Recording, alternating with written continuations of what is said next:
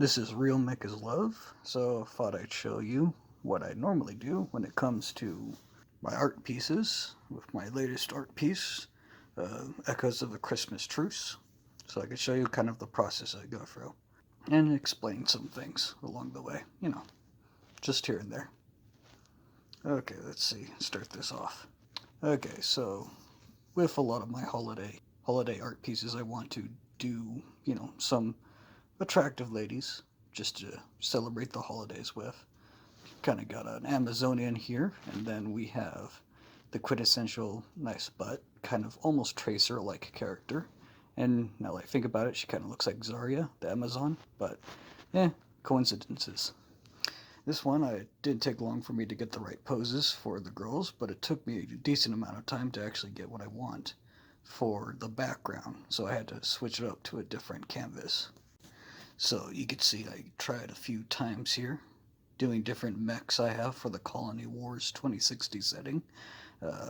Got the German, trying out the German Panzermensch and trying out the British Footmen. These didn't really work out. I just wasn't feeling it when I was drawing these. I just wasn't getting the right Christmas mood and taking too much space. So I decided to go with the Templar, the British MTM. You can see there's a lot of, corrections here and there. But for the most part, first draft is usually my first go. I don't have the patience to constantly redo the same art. Decided to go for a whole squad of Gumps for the Germans. I kind of like the idea of like German Gump soldiers being in their best fit. So lady or man, they're just ripped and just ready to go. I mean, the gump suit takes off all the weight, but they're supposed to still be in good shape because it's still not an easy ride. As compared to the British pilot on the left, she's very much, fit but lean and small. She's meant to fit into the cockpit of a tactical mech a lot better.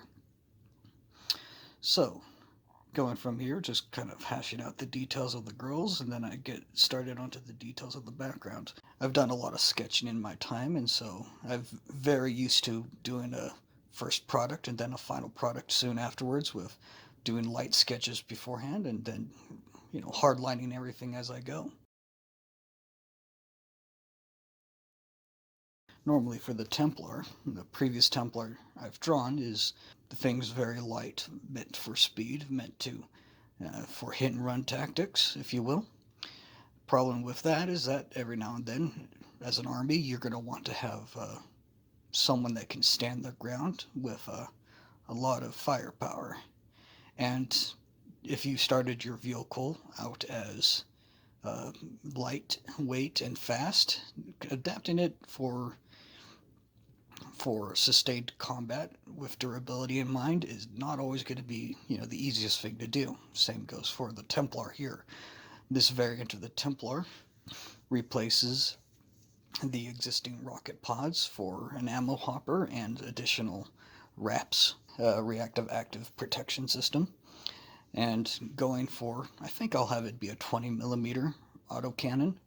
The thing is like most other main tactical mechs, and that it can carry heavier weapons, but since this thing's already focusing on armor and it didn't have a lot of batteries and 4M reactors to carry the extra weight, it had to stick with a 20 millimeter cannon size. The thing will be a lot slower, in fact slower than most other main tactical mechs built for armor. It's just, square peg into a round hole. It wasn't always going to work properly. For 2060, I really took a lot of influences from Patlabor when it comes to the clothed joints and clothed armor. I really loved Patlabor, the Patlabor 1 movie, the Patlabor 2 movie. Those were very influential for me. For the German Gump, I wasn't sure if I wanted to do an assault one or just a lighter version. I went with the lighter version. The Germans right now are currently remnants of their former self, and they're on the run, and they're pretty much essentially rebels fighting against the Russians all the time, and so they need to be more on the move, kind of an updated version of Blitzkrieg. It's just where strike fast, but also run away as quickly as you can so you don't get bogged down in a firefight. So the same would go for their Gumps.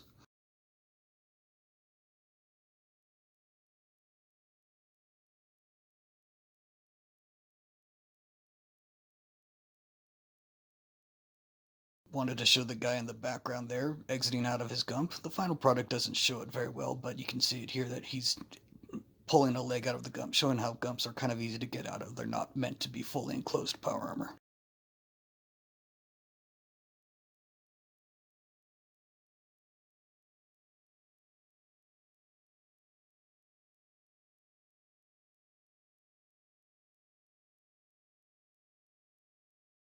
When it comes to coloring, I go simple as I can, and I really like what I've been doing recently with these simplified color palettes. It's partially me being lazy, but stylistically, I think it works. But also just me being lazy. I mean, I can't take forever to work on an art piece. I don't have the attention span for that. I have the attention span of a gnat. So I usually pick basic colors for the entire machine or character, and then from there I start working on adding shading, light sources, and that kind of defines the shape. I was inspired to do this in honor of the holidays with Sabaton recently releasing their Christmas Truce music video. I really like that. I really like the story of the Christmas Truce, where in World War One, Germany and English forces decided to have a day off on Christmas. It was a very touching tale. So I decided to base it off of that.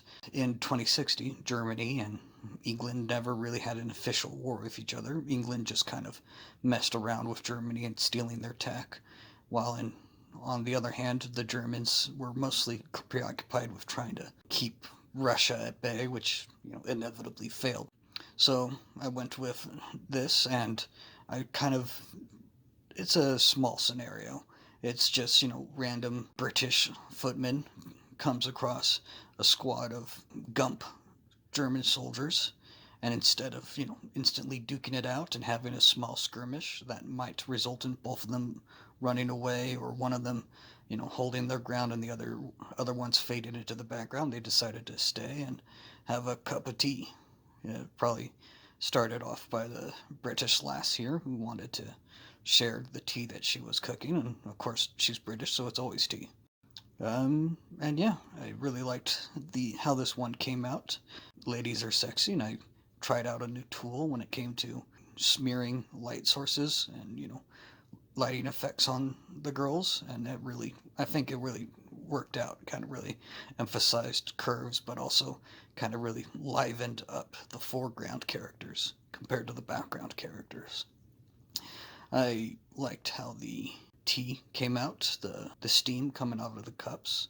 I think all in all, this was a good art piece that really works to show off some of the technology of the 2060 setting and also some of the girls of the 2060 setting.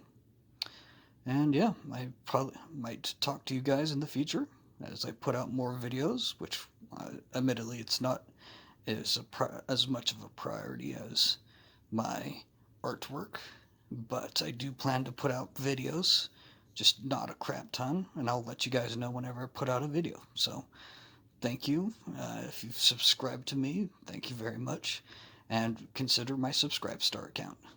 Or if you're not interested in a subscription, you could always get onto my Ko-fi account and give me a one-time Ko-fi, buy me a Ko-fi, and also that's where you can also commission me for art pieces. Thank you very much, and have a good day.